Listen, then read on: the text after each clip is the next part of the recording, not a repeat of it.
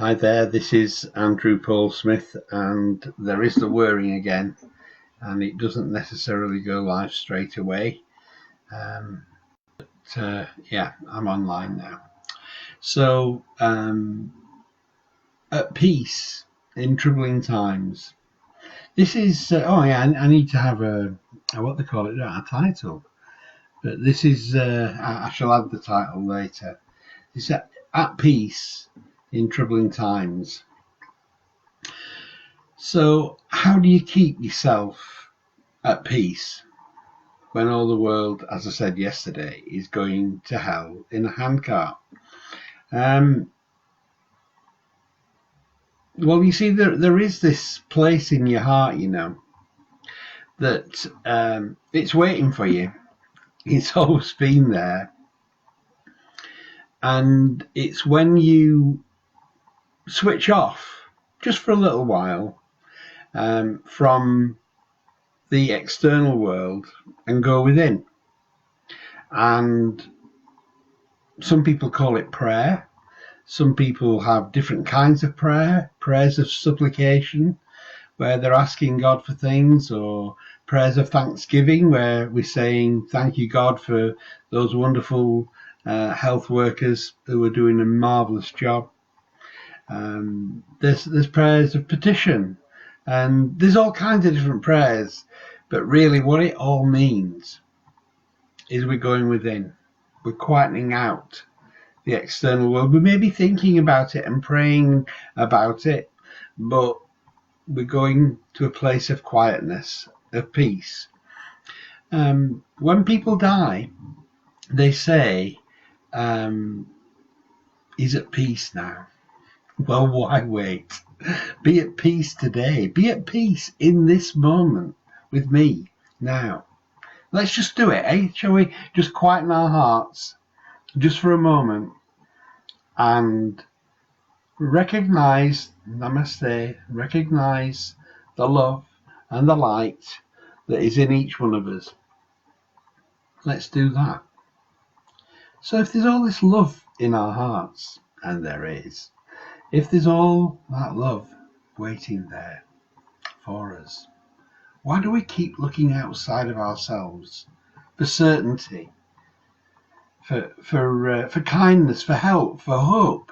Why do we look outside when it's inside? It's like an inside-out puzzle, isn't it? There's more room. It's like the TARDIS, Doctor Who's TARDIS. There's more room inside than there is outside. It's much bigger, the human heart. I'm talking about the human spirit, of course, the human soul, the human life. There's more power, more love, more contentment, more joy, more laughter on the inside than there is on the outside. If it's not in there, you wouldn't be able to feel it. There's lots of people who they look around them and they see other people and they see a reflection of themselves. They can't see what isn't there in themselves. So they go to comedy shows. I like comedy shows. I love watching comedy videos, or Nights at the Apollo on Sky TV, because I love to laugh. But, if you're being serious, have you done this? I bet you have. And you watch a comedy program, but you're being deadly serious, you won't make me laugh.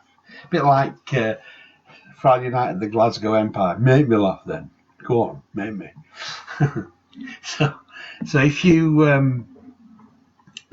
if you want to find laughter, you don't need to go to a comedy club, because all the joy and happiness and laughter is on the inside of a child. A little baby doesn't need anything, any joke or any clever preposition thing to make them see the funny side of life. They just sit there and laugh.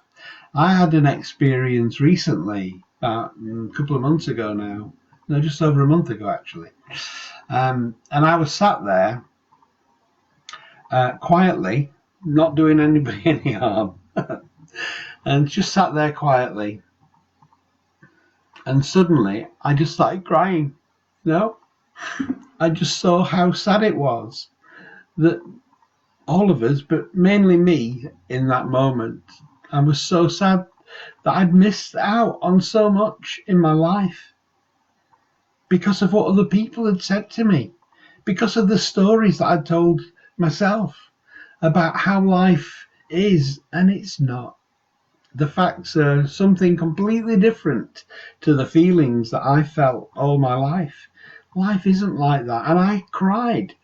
Not for very long, but I did cry because I just saw how sad it was that we missed the point. Well, I did anyway. I don't know about you. Missed the complete point. That there's peace within, that there's joy within. And then when I realized that I'd been tricking myself into believing stories that other people had made up and I'd made up, and I realized that actually I can write my own story. And I don't need to listen to the past for today to be anything like it. I can look into the future and I can see my life the way I would like it to be,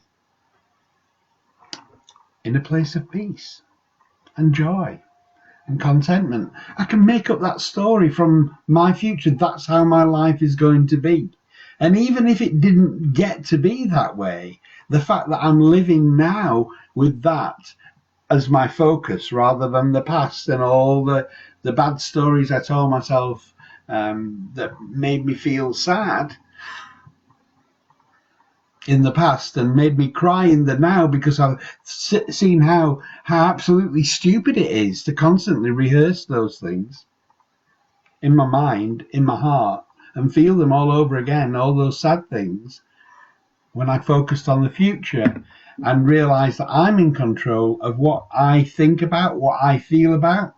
I just started laughing. I just thought it was so funny that I'm in charge. I can do what I want. I'm free. I'm free to do anything. I can be anything. So here we are. Are you going to let your peace be in the sweet by and by? Are you going to put laughter off for another day because of some disturbing news that you've heard on the TV and in the newspapers and on the radio and everywhere you look on Facebook? Maybe. I don't know. It depends where you look on Facebook. There's some really good stuff out there. Saw a live concert last night with this amazing singer-songwriter. Maybe I'll put it in the comments below. This amazing singer-songwriter from Yorkshire, a good place to be from. And his son was causing all kinds of distraction and joining in and singing as well, and doing a bit of his own songwriting live on air. That's his son, Alistair Griffin. There's joy if you look for it online, on social media, but people are concentrating on things that are making them feel sad right now. Don't be one of them. Go within. Feel the peace in your heart. Say, Namaste, Namaste. I see the love and the light in all of this that's going on around me. And wash your hands. And stay safe. God bless you. Love and light to you. Namaste.